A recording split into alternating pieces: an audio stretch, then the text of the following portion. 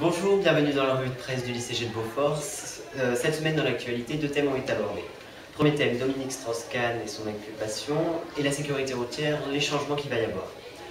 Dominique Strauss-Kahn hier a été inculpé à New York pour agression sexuelle et tentative de viol et séquestration d'une jeune femme de chambre d'un hôtel. Devant le tribunal de Manhattan, il risque, comme vous le savez, 20 ans de prison. Il avait quitté menotté le commissariat de Harlem pour subir des examens médico-légaux. Les habitants de Sarcelles soutiennent cependant leur ancien maire et parlent de manipulation. Deuxièmement, les changements qui va se... Il est environ 16h45 heure de New York, un peu moins de 23h à Paris. Dominique Strauss-Kahn se trouve à l'aéroport international JFK de New York. Alors qu'il s'apprête à embarquer dans un vol Air France à destination de Paris, 3 membres des autorités portuaires l'arrêtent et le conduisent en garde à vue.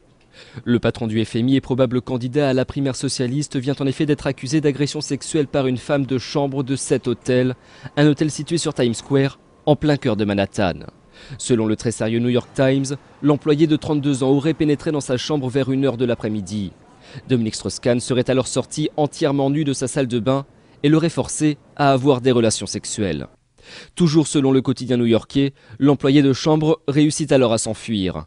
Elle prévient quelques collègues qui alertent la police.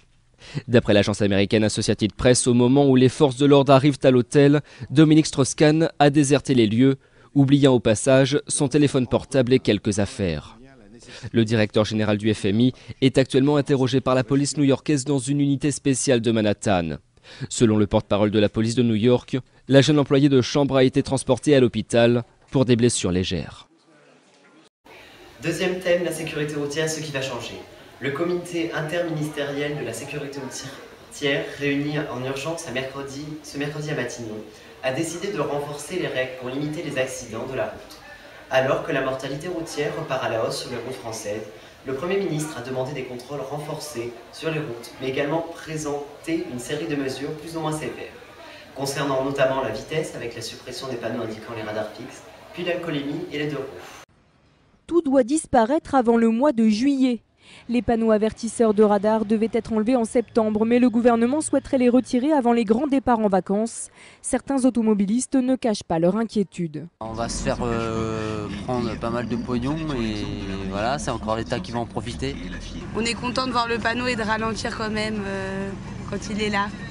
À Besançon et en région parisienne, certains préfets ont déjà donné ordre de démonter les panneaux. Un empressement injustifié et surtout injuste pour les défenseurs des automobilistes. Sans aller jusqu'à une inégalité entre les automobilistes, il y a une chose qui est sûre, c'est que vous allez vous faire flasher plus régulièrement parce que vous allez considérer qu'ils doivent être encore en place alors qu'en réalité ils ne le seront pas.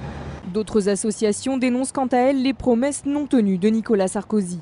On mettra des panneaux pour prévenir afin que les Français ne comprennent pas que ce soit une pompe à fric. Et aujourd'hui, en faisant la démarche inverse, Nicolas Sarkozy dit on enlève les panneaux, ça veut bien dire, logiquement, c'est une pompe à fric, le radar, rien d'autre. Les automobilistes flashés n'auront en tout cas pas le droit de contester. Selon la sécurité routière, aucune loi ne prévoyait l'installation de ces panneaux. Pas besoin d'en attendre une pour les retirer. Merci de nous avoir suivis, c'était la revue de presse du CGD.